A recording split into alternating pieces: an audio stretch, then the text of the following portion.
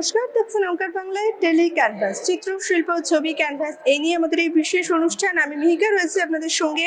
আর এই মুহূর্তে আমরা রয়েছি একাডেমি অফ ফাইন আর্টসের সাউথ গ্যালারিতে। চলছে রাকু নিয়ে শিল্প প্রদর্শনী। রাকু মাধ্যমটা বেশ নতুন, সেরামিকের এবং স্কাল্পচারের বেশ নতুন ধরনের একটা মাধ্যম। তার প্রসেসিং থেকে শুরু করে কিভাবে সেখানে রং ফুটে ওঠে, শিল্পীরা কতটা এফোর্ট দেন, সেই সব কিছু থাকবে আজকের এপিসোডে। এবং সবচেয়ে ইন্টারেস্টিং ফ্যাক্টর, এই এক্সিবিশনে এই মাধ্যম দিয়ে কাজ হওয়া সত্ত্বেও, সব শিল্পীর কাজের মাধ্যম মোটামুটি এক হওয়া সত্ত্বেও, কাজের আউটকাম, কাজের চিন্তাভাবনা কিন্তু একেবারে আলাদা। সব শিল্পীদের সাথে কথা হবে, অনেক আড্ডা হবে, রাকু নিয়ে অনেক নতুন কিছু জানতে পারবো। আর তাই জন্য কিন্তু এপিসোডের শেষ অবধি আপনাদেরকেও থাকতে হবে। তাই এখন খুব বেশি আর কথা না বাড়িয়ে সরাসরি চলে যাই শিল্পীদের কাছে। এই এপিসোডের শুরুতেই কিন্তু পেয়ে গেছি রাকু ওয়ার্কশপের মাস্টারমশাই উত্তম ঘরমীকে। উত্তমদাকে আমি ওঙ্কার বাংলার পর্দায় স্বাগত জানাচ্ছি। প্রথমেই যে প্রশ্নটা করব, আগের বছর ঠিক এরকম সময় রাকুর এক্সিবিশন দেখেছিলাম আপনাদের, আমরা এসেছিলাম দর্শকদের কাছে। রাকু জিনিসটা কি সেটা নিয়ে খুব সুন্দর করে সব ছাত্রছাত্রীরা তাদের কথা তুলে ধরেছিল। আগের বছরের এক্সিবিশনের সাথে এবছরের এক্সিবিশনের মেন ডিফারেন্সটা কি? আগের বছর এক্সিবিশন আমরা প্রথমবার ছিলাম, তখন আমরা একাডেমিতে প্রথম শুরু করেছি। তো সেইভাবে আমাদের হয়তো অনেকটা ভুল ত্রুটি বা যেগুলো থাকে, যেটা প্রথমবার হতে গেলে আমরা ফেস করে থাকি, সেই জায়গাগুলো দেখেছি। তবে আগেরবার থেকে আমরা যেটা উৎসাহ পেয়েছিলাম, মানুষের থেকে প্রচুর পরিমাণে উৎসাহ পেয়েছিলাম। তো এইবারে যেটা হচ্ছে যে এইভাবে কাজের মধ্যে আপনি হয়তো ঘুরে দেখলেই দেখতে পাবেন আমরা প্রত্যেকটা কাজের মধ্যে যে অনেকটা ভাইব্রেন্সি বাড়া, মানে কাজের রাকুর যে টেকনিকটা সেটার সঙ্গে এক্সপেরিমেন্ট করে অনেক বেশি ডেভেলপ করা হয়েছে। তাছাড়া আগের বছর যেটা হয়েছিল শুধু রাকুর ওপরেই রাখা হয়েছিল।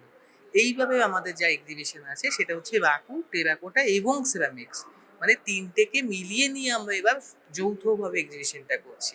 তখন আমাদের বেশিরভাগই পটরি বেস বা এই ধরনের কাজ, এইবার সেটাকে আস্তে আস্তে আমরা একটু চিন্তা ভাবনার জগতে ফেলেছি। আমরা হয়তো প্রত্যেক কাজের মধ্যে একটু আলাদা রকম ভাবনা, আলাদা রকম শেপ, আলাদা রকম ফর্ম, এইগুলোকে কিন্তু আমরা দেখতে পাবো। আর যেটা প্রথমেই বললাম যে আমাদের এই যে টেকনিক্যালি অনেকটা ডেভেলপ করা, তো এখানে যেটা হচ্ছে এইটা আমার কাজ দেখা যাচ্ছে। তো এখানে আমার প্রত্যেকটা কাজই হচ্ছে এক একটা এই আমার মানে যে টেকনিক্যাল জায়গা ছিল তার টেস্ট পিস, এটা কয়েকটা মাত্র এখানে রাখা হয়েছে। বাকিগুলো এইগুলোকে থেকে নিয়ে দেখে নিয়েই তারপর আমরা ফলাফল রেডি করে এখানে বাকি কাজগুলো আমরা সেটা করেছি, যেটা আগেরবার হয়তো আমাদের মতো করে নিজেদের মতো করে যেমন হয়েছিল তার উপরে করেছিলাম। তো আগেরবারের থেকে এইবারটা অনেকটা বেশি আমরা নিজেদের ছড়াতে পেরেছি এবং নিজেদের কাজের মধ্যে থেকে নিজেদের এক্সপ্লোর করতে পেরেছি আর কি। একদমই। আচ্ছা, এখানে তো টেস্ট পিসগুলো আমরা যেগুলো দেখতে পাচ্ছি বেশ আলাদা আলাদা প্যাটার্নের সব কটা, তো সবার পেছনে কি আলাদা আলাদা ফরমেশন, আলাদা আলাদা উপাদানের ব্যবহার রয়েছে? এটা তো অবশ্যই ঠিক যে এখানে প্রত্যেকটা কালারের জন্যই আলাদা আলাদা উপাদান এবং আলাদা আলাদা তাদের পরিমাপ। হয়তো উপাদান একই পরিমাণে আছে, কিন্তু আমরা দেখতে পাবো যে এর মধ্যে কিছু কিছু জায়গায় আছে যে শুধু উপাদান এক থাকলেও তাদের পরিমাণটা কম বেশি করা হয়েছে তাদের জন্য। মানে রাকু এমন একটা টেকনিক বা গ্লেজ এমন একটা প্রসেস যেখানে সামান্য উপাদানের ডিফারেন্সে কিন্তু অনেক রকম আমরা ডিফারেন্স দেখতে পাই। এখানে যদি আমরা এই যে এই গ্লেজটা দেখি, এইটা যা উপাদান আছে এটাও কপার অক্সাইড দিয়ে করা হয়, এটাও কপার অক্সাইডের মধ্যেই করা হয়েছে। তো দুজনের মধ্যে যদি দেখি, দুজনের মধ্যে কালার ডিফারেন্স কিন্তু অনেক বেশি হিউজ পরিমাণে রাখা হয়েছে। তো এদের মধ্যে শুধুমাত্র তাদের কালার ডিফারেন্সটা হচ্ছে এতটা হিউজ, মানে এখানে দেখো রিডাকশন হয়ে গিয়ে অ্যাকচুয়ালি রিডাকশনটা চেঞ্জ, কালারটা কখন চেঞ্জ করছে, যদি রিডাকশন না পায় মানে রিডাকশনে বা না দিই তাহলে কালারটা আমরা সবুজ বা একটু ইয়েলিশ টাইপের কালার পাবো। যখনই সেটা রিডাকশন হবে তখন সেটা এইরকম একটা রেড, কপার বা ব্লু, পার্পেল এই ধরনের কালারগুলো এখানে দেখবে যে এখানে যে এই জায়গাটা এ কিন্তু কালার সেই জায়গাটা রিডাকশন ভালো নিতে পারেনি, তার জন্য এখানে কালারটা সবুজ রয়েছে, মানে এখানে রিডাকশন কম নিয়েছে। আর এই জায়গাগুলো সুন্দরভাবে রিডাকশন নিতে পেরেছে, যার কারণে এই জায়গাগুলো সুন্দর লাল হয়েছে। তো এইটা শুধুমাত্র সামান্য তাদের একটু মিডিয়ামের ডিফারেন্সের জন্যই কিন্তু এখানে আমরা এই কালার ডিফারেন্সটা পাচ্ছি। এখানে যেমন আমরা হালকা একটু গোল্ডেন টোনের মধ্যে পাচ্ছি, একই মিডিয়াম মানে একই উপাদান ব্যবহার করেছে কিন্তু কিন্তু সামান্য আগে আর পিছিয়ে, তার জন্য তাদের ডিফারেন্সটা গুলো ধীরে ধীরে চেঞ্জ হয়েছে। তো এইভাবে সামান্য উপাদান চেঞ্জ করে নিয়ে প্রত্যেকটা, এইগুলো কিন্তু সেই কপার অক্সাইডের সঙ্গেই করা, কিন্তু সেখানেও হয়তো তার উপাদান আবার একটুখানি পরিবর্তন থাকে আর কি।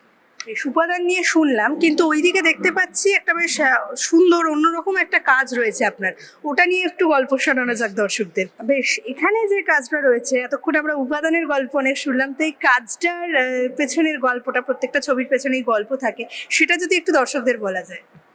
আমি বিশেষত আমার কাজগুলো সম্পূর্ণ নিজেকে একটা জায়গা থেকে তৈরি করার চেষ্টা করছি, সেটা হচ্ছে যে টেকনিক্যাল জায়গা থেকে আমি নিজেকে আস্তে আস্তে এই জায়গা থেকে শুরু করছি।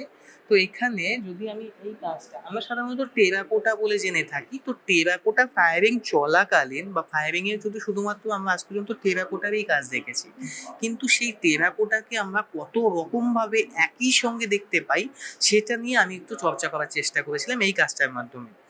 এখানে যদি আমি ভালো করে দেখি, নিচের দিকে দেখবো পুরো টেরাকোটাটা রয়েছে, একই টেম্পারেচারে রয়েছে, কিন্তু কিন্তু নিচের দিকে হালকা টেরাকোটা, তারপরে দেখবো এটার মধ্যে হালকা একটু বেশি পুড়তে চলেছে। ধীরে ধীরে ধীরে ধীরে আমরা ছোটবেলায় হয়তো অনেক ঝামা ইট দেখেছি, সেই ঝামা ইটের মতো করে ফর্ম ক্রিয়েট করা হয়েছে। নর্মালি যারা টেকনিক্যাল জায়গা থেকে হয়তো একটু বোঝার জন্য সেই তারা এই জায়গাটা নিয়ে খুব ইন্টারেস্টিং আমার কাছে বিষয়টা, মানে একটা মাটিকে একই ফায়ারিং এ যখন আমি নানান একটা শুরু থেকে শেষ পর্যন্ত সম্পূর্ণ আলাদা আলাদা টেক্সচার ক্রিয়েট করতে পারছি, সেটা আমার কাছে খুব একটা আনন্দদায়ক বিষয়, যার জন্য আমি কাজটাকে আমার এখানে রাখার জন্য মানে চেষ্টা করেছি আর কি, সবাইকে দেখানোর যে আমার এই একটা আমার ভালো লাগাটাকে সবার সঙ্গে শেয়ার করা আর কি। বেশ, সবটা বেশ সুন্দর করে বলে দিলেন।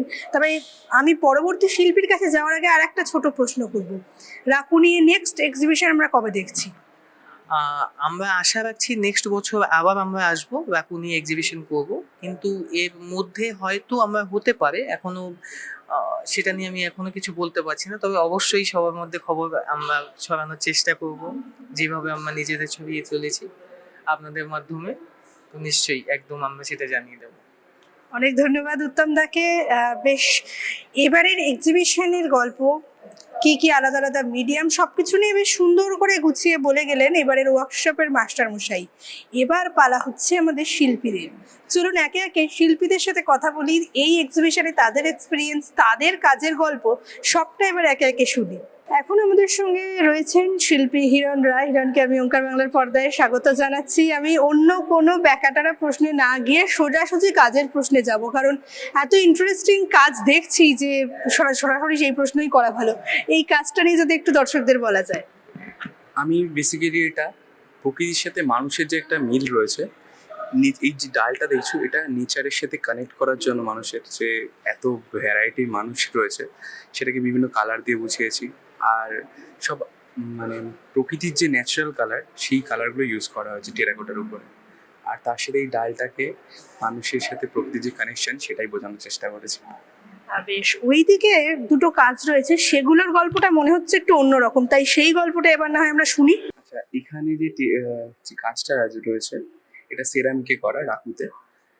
এই যে মানুষটার ভিতরে যে আরো গর্ত হয়ে যাচ্ছে, তার মধ্যে অনেক মুখ, মানুষ যে ছিন্ন বিচ্ছিন্ন হয়ে ভিতরে যে আরো অনেক ফেস রয়েছে, সেই ব্যাপারটাই আমি আরো বুঝিয়ে দিই।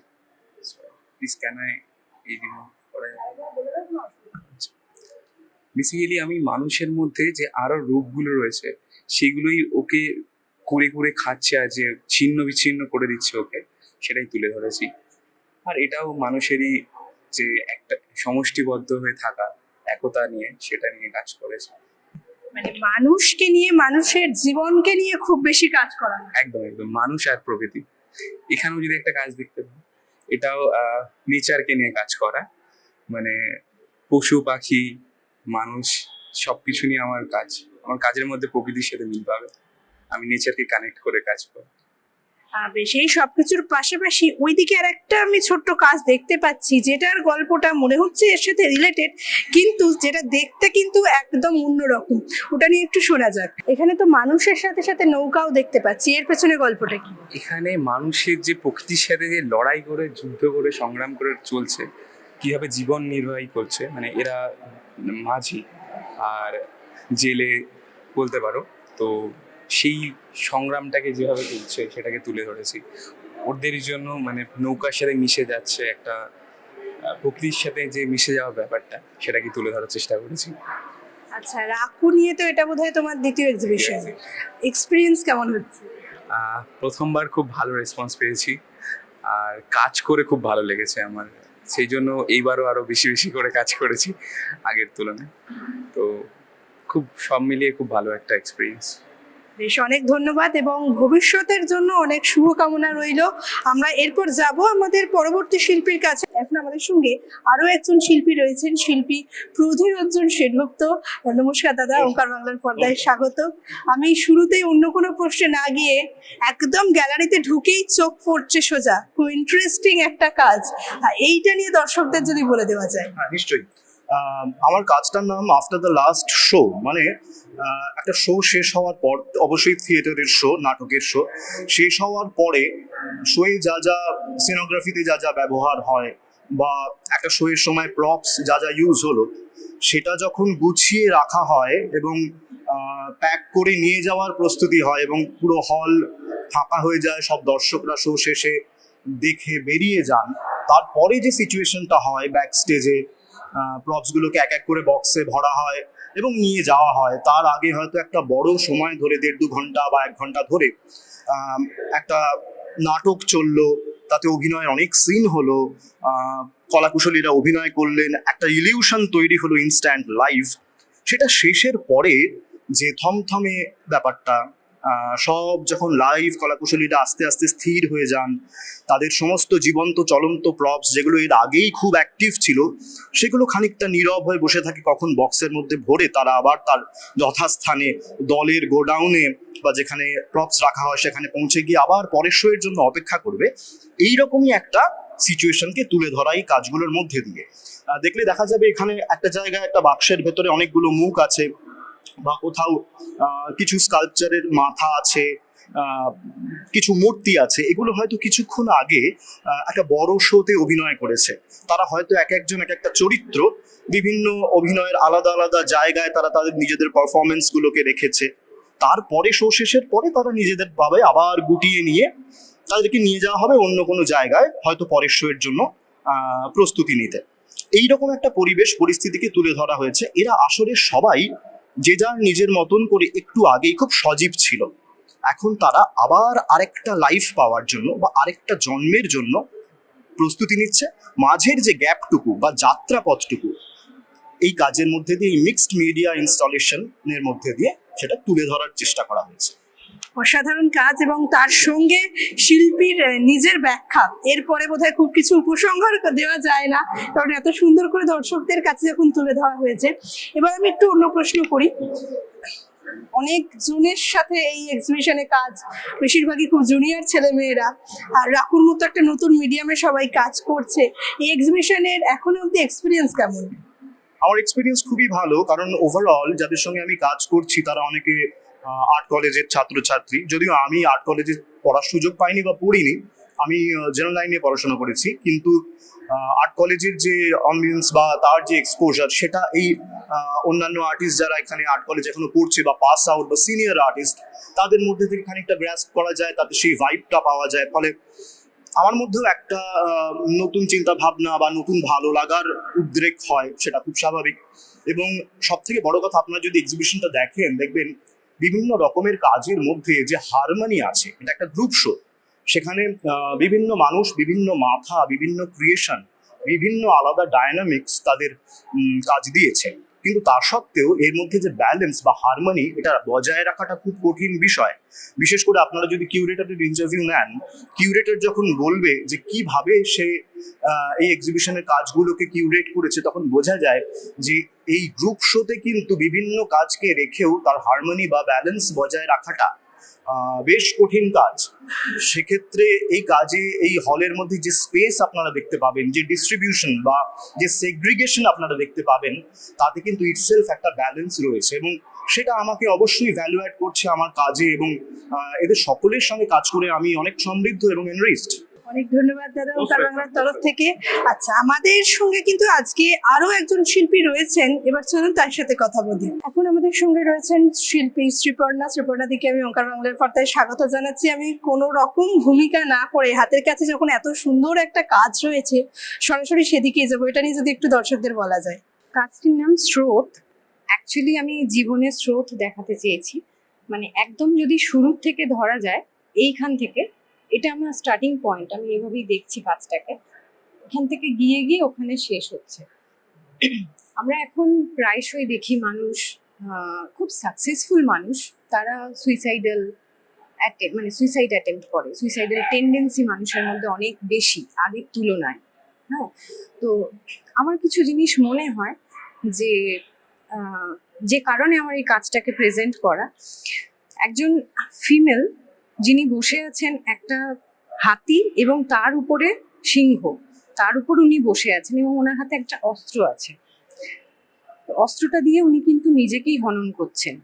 তো একজন যখন হাতি মানে কাইন্ড অফ কারেজকে রিপ্রেজেন্ট করে, সিংহ যেটা মানে স্ট্রেংথ কে রিপ্রেজেন্ট করে, সেই জায়গা থেকে দাঁড়িয়ে উনি এদেরকে জয় করার পরেও কেন নিজেকে হনন করবেন? তো নিশ্চয়ই কিছু বিষয় তো থাকেই, মানুষ একটা লেভেলে চলে যাওয়ার পরেও, এত সাকসেসফুল হওয়ার পরেও কেন করে এটা? আমার মনে হয় তারপরে একটা স্পিরিচুয়াল জার্নি, যেটা আমি কালো ফিগারটার মধ্যে দিয়ে আনার চেষ্টা করেছি, যেখানে কিছু তিনখানা চাকরা দেখানো হয়েছে। ওই এই যে চাকরা হিলিং বা মেডিটেশন, স্পিরিচুয়াল জার্নি, যে জার্নিটা রান করার পরে, মানে আমি দেখাতে চেয়েছি যে জলের উপর যদি আমরা ভেসে থাকি, আমাদের চুলগুলো যেভাবে, একটা ফিমেল ফিগার তার চুলগুলো যেরকম ভাবে ছড়িয়ে থাকে, মানে নদীর অববাহিকার মতো ছড়িয়ে ছিটিয়ে যায়, জলের মতো এবং স্রোতের সঙ্গে ভেসে যায়, সেইভাবে যাওয়ার পর সেই একই হাতির উপর সেই ফিগারটা আমি এভাবে দেখাতে চেয়েছি একটা পুনর্জন্ম পাচ্ছে। ওই জন্যই ওটা টেরাকোটা বডি, তার কালারটা ওরকম, সেখানে মেডিটেশন পোজে বসে আছি। মানে লাস্ট অফ অল একটা মেডিটেশন জার্নি, যার পরে গিয়ে মানুষ কিন্তু সেই নিজের বোধ, শক্তি, অ্যাকচুয়াল শক্তি যাকে বলে, সেই জায়গাটাই উন্নত হতে পারে। এটাই আমার কাজের মানে উদ্দেশ্য। বেশ অন্যরকম চিন্তা ভাবনা, এবং সত্যি কথা বলতে আজকের দিনে দাঁড়িয়ে একদম বাস্তবমুখী চিন্তা ভাবনা। কোথাও গিয়ে একটা এত লম্বা স্ট্রাগলের পর, এত যুগের স্ট্রাগলের পর যে মানুষ নিজস্ব আইডেন্টিটির প্রতি এতটা সচেতন হয়েছে, নিজেকে তৈরি করার পেছনে এত সময় দিচ্ছে, এত শক্তি ক্ষয় করছে, এত অধ্যাবসায়, তারপরেও তারা আত্মহননের পথ খুঁজে দিচ্ছে, সেই ব্যাখ্যাটা খুব সুন্দর করে করলেন এক্ষুনি আমাদের শিল্পী। ওদিকে বোধহয় আরো কয়েকটা কাজ রয়েছে, সেগুলো নিয়ে একটু ছোট ছোট শোনা যাক। এখানেও রাকুর ওপরে 3টে সিরিজ দেখতে পাচ্ছি, এগুলো নিয়ে যদি একটু বলে দাও। হ্যাঁ, অ্যাকচুয়ালি শুধু রাকু নেই, রাকু এবং টেরাকোটা দুরকম ফর্ম আছে, মাধ্যম আছে কাজের। এটা দিয়ে আমি শুরু করতে চাই, কারণ এটাই প্রথম কাজটা, তারপরে এটা তার উইংসটা আর কি। তো এটা টেরাকোটা, তার উপর এনগোভ করে পোড়ানো এই কালো পোর্ট্রেটটা আর কি, তারপরে রাকু এটা। তো আমরা এখন একটা জিনিস লক্ষ্য করি, আমি তো করি, সেটা হচ্ছে যে বিভিন্নতা, মানুষের যে বিভিন্নতা, স্বাভাবিক এবং অস্বাভাবিক যেটাকে আমরা বলি আর কি, সেই জায়গা থেকে কিছু অন্যরকম, সমাজের থেকে একটু আলাদা কোনো কিছু দেখলেই আমাদের মনে হয় যে এটা একটু অস্বাভাবিক বা কেমন একটা, মানে হয় না, ওই যে একটা বুলি করার ব্যাপার থাকে। হ্যাঁ, তো এই অন্যরকম বিষয়টাই আমাকে এটা ভাবায় যে অন্যরকম মানেই সেটা অসুন্দর নয়, সেটাও সুন্দর, বিভিন্নতাও সুন্দর। এই কাজের অর্থ, মানে কাজের নাম এটা, যে ডিফারেন্ট ইজ বিউটিফুল। একজন বাচ্চা যে সাধারণ আর 5টা বাচ্চার মতো করে নাও ভাবতে পারে, তার মাথায় বন্ধু বান্ধব, ফ্যামিলি অ্যান্ড অল, সমাজ, তার স্কুল, এগুলোর বাইরে গিয়েও প্রচুর অ্যানিম্যাল থাকতে পারে, সে অন্যরকম করে ভাবতে পারে, তার সেই ভাবনাটা কখনো খারাপ না, সেই অন্যরকমটা খারাপ নয়, মানে সেটাকে বুলি করার কোনো বিষয় নয়, বরং আমার মনে হয় সেটাকে আরো সহানুভূতি দিয়ে তার মনটাকে বোঝার চেষ্টা করা উচিত। তো এটা সেটাকেই রিপ্রেজেন্ট করে, বিভিন্নতা সুন্দর। এই যে সামনে আমি একটা হোয়াইট কালারের মানে হোয়াইট ক্র্যাকেলে আমি হর্সটাকে রাখতে চেয়েছি, এই কারণে এটাকে আমি তারপরে এখানে চলে আসছি কাজের মধ্যে। এতগুলো হর্স, তারা সবাই এক অভিমুখে ছুটছে, যে অন্যদিকে ছুটছে তাকে কেউ কেউ দেখছে, কেউ কেউ ভাবছে যে এটা আবার কেমন, কিন্তু বাকি প্রত্যেকের পশ্চার স্থির। শুধুমাত্র যে হোয়াইট ক্র্যাকেল হোয়াইট হর্সটা, সে কিন্তু ভীষণ ফোর্সে ছুটে চলেছে, সে কিন্তু কোনো দিকে দেখছে না, সে তার মতো করে ছুটে চলেছে। সবার জার্নি এক এক রকম আলাদা, সেই বিভিন্নতাটাকে ধরার চেষ্টা করেছি। সমাজ সেটাকে কিভাবে নিচ্ছে সেটা বিষয় নয়, আমরাই সমাজ, আমাদের দিয়েই সমাজ। চোখটাকে একটু অন্যরকম তৈরি করলে বোধহয় সব কিছুই ভালো লাগবে দেখতে। এই কাজের লাস্ট পার্ট এটা আমরা দেখি, এখন অনেক বেশি দেখি আগের থেকে, যে একটা মেল আর একটা ফিমেল।